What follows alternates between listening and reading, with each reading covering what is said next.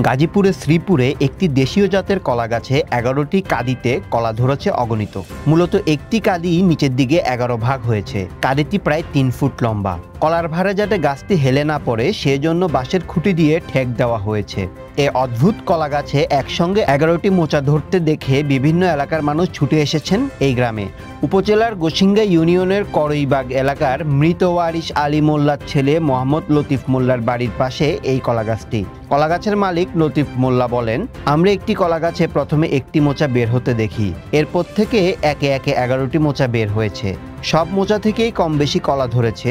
কলার কাঁদিটি আনুমানিক ৩ ফুট লম্বা হয়েছে। কলাগুলো বড় হওয়ার সঙ্গে সঙ্গে কাঁদি আরও বড় হবে। তিনি আরও বলেন, এটি দেশীয় জাতের কলা গাছ। স্থানীয়ভাবে এটিকে চিনি চাম্পা কলা বলে।